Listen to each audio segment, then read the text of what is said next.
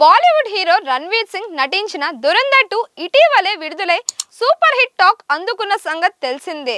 ఇదివరకే దురంధర్ పార్ట్ 1 విడుదల కాగా దానికి సీక్వెల్ గా దురంధర్ ది రివెంజ్ ను తెరకెక్కించారు.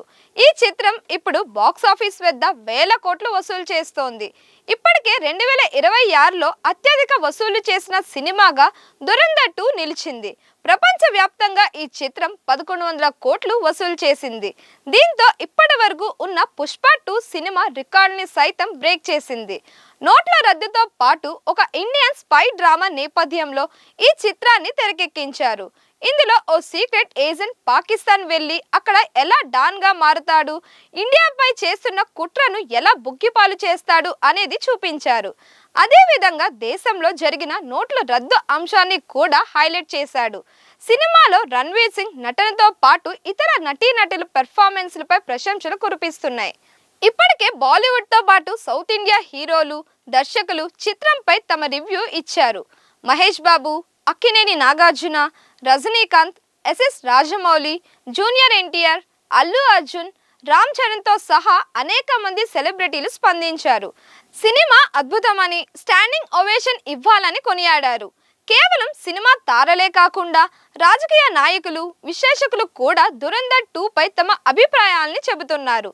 ప్రముఖ యూట్యూబర్ ధ్రువ్ తారీ ఈ చిత్రాన్ని బీజేపీకి చెందిన అత్యంత ఖరీదైన ఎన్నికల అడ్వర్టైజ్మెంట్ అని విమర్శించాడు. ముఖ్యంగా ప్రతిపక్ష నాయకులు దురంధర్ పై విమర్శలు చేస్తుంటే బీజేపీ, ఆ పార్టీకి చెందిన మిత్ర పార్టీల నేతలు పాజిటివ్ రివ్యూలు ఇస్తున్నారు. ఈ క్రమంలోనే ఎంఐఎం అధినేత హైదరాబాద్ ఎంపీ అసదుద్దీన్ ఓవైసీ కీలక వ్యాఖ్యలు చేశారు. ఓ ఇంటర్వ్యూలో ఆయన మాట్లాడుతూ ఈ సినిమా కేవలం బక్వాస్ అంటూ కొట్టిపారేశారు. అసలు అది ఒక సినిమానా అంటూ ప్రశ్నించారు. 3 గంటల పాటు అంతా సోది చూపించారని అన్నారు. తనకు అలాంటి సినిమాలు చూడటానికి అసలు 3 గంటల సమయం లేదని చెప్పారు. ఆ సినిమాలో బూతులు, హింస తప్ప ఏముందని ప్రశ్నించారు. ఆ సినిమా చూసిన తరువాత ముస్లింలను తిట్టాలా వద్దా అని జనం ఆలోచించాలా చేస్తున్నారని సంచలన వ్యాఖ్యలు చేశారు. ఇలాంటివి చూడటానికి ఎవరికి తీరిక ఉంటుందని ప్రశ్నించారు. ప్రపంచమంతా ఈ సినిమాను మెచ్చుకుంటుంది కదా అని యాంకర్ ప్రశ్నించగా ఓవైసీ తనదైన హైదరాబాద్ స్టైల్లో డైలాగ్ కొట్టారు. ప్యారే ఇలాంటి విషయాలను మనసుకు తీసుకోవద్దు, శవం మీద వేసే అంటూ షాకింగ్ కమెంట్స్ చేశారు.